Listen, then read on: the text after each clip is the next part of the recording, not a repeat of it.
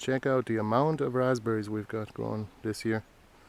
And I had to make a video on the amount of insects, and not just bees, but other pollinators as well in the garden,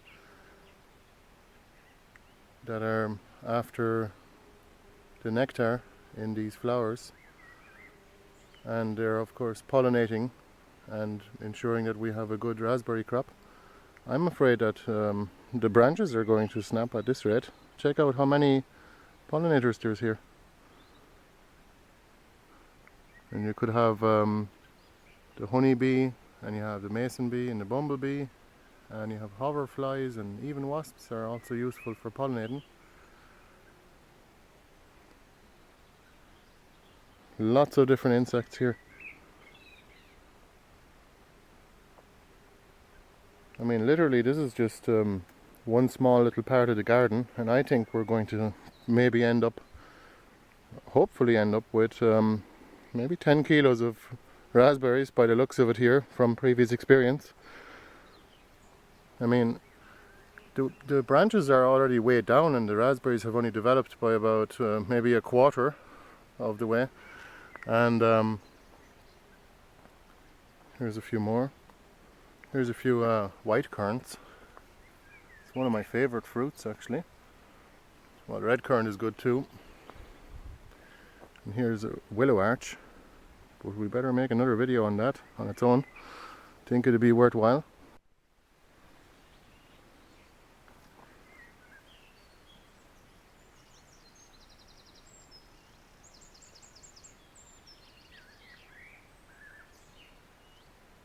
See, the cabbage white butterfly eggs are really easy to find. They're just on the underside of the leaf, so they're protected.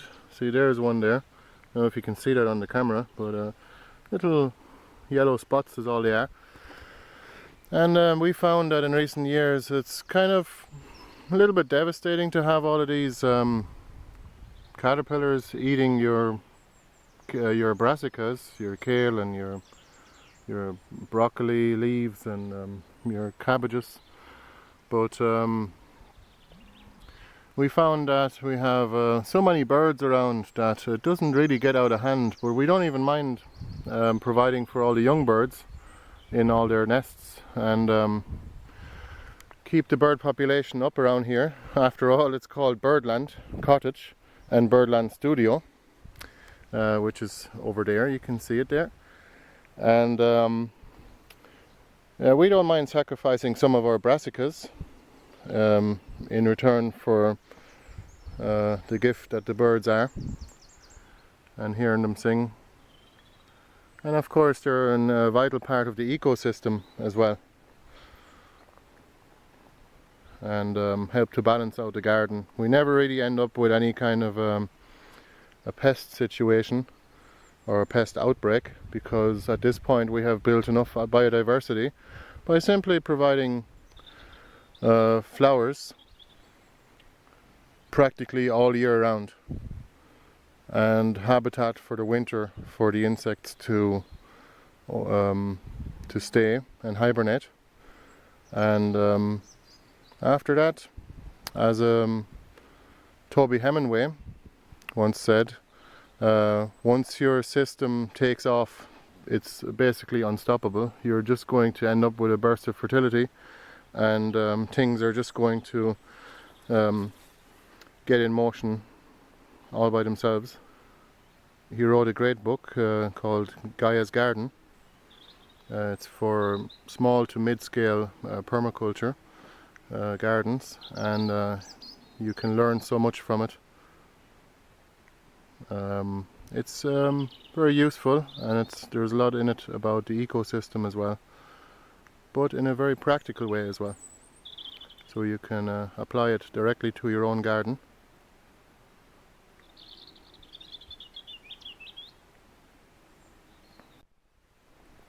And would you believe it, the wild roses, the best smelling rose there is actually, are also full of insects, but not as much as the raspberries over here. They're way busier. Lucky for us, because of course the rose hips are also edible, and they make for great jelly and all that. You can even eat them raw actually, but raspberries are obviously better. We don't mind as long as the insects live on and stay here. We do try to keep them in the garden over winter as well. If you give them food and habitat, that's all you need to do to keep them here.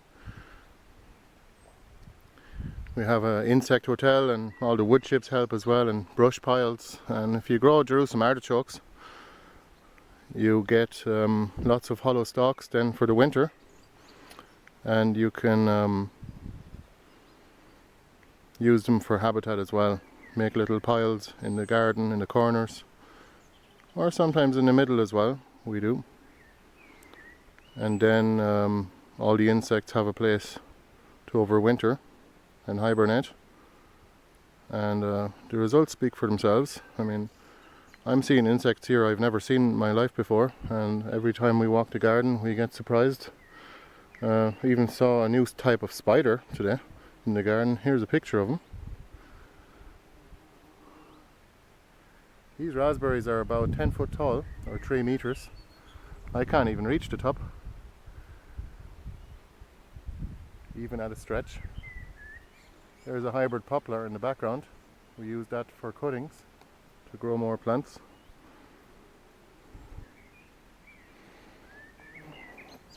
Here's a little raspberry sucker, or a plant that has come up from a sucker underground, and oh, the wind must have blown that piece of plastic out from the nursery.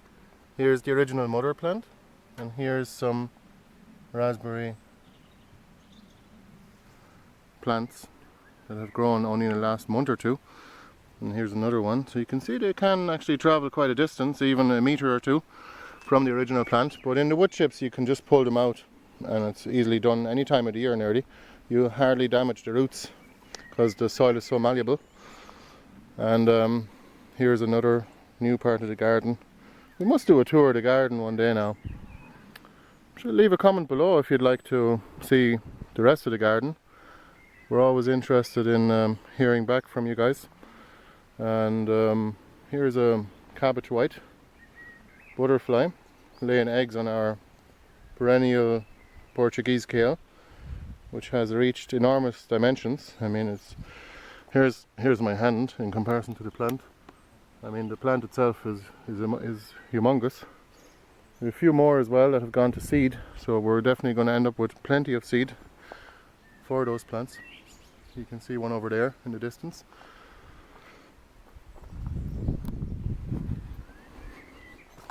Here's 2 great mullen flowering stalks.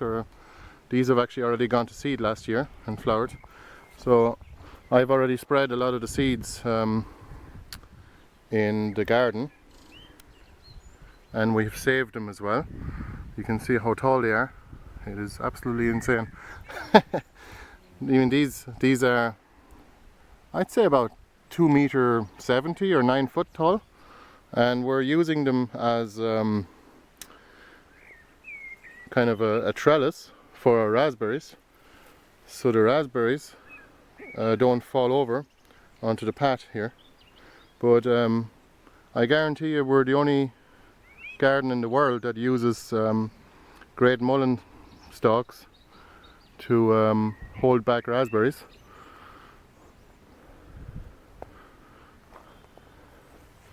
Here's Schnapper.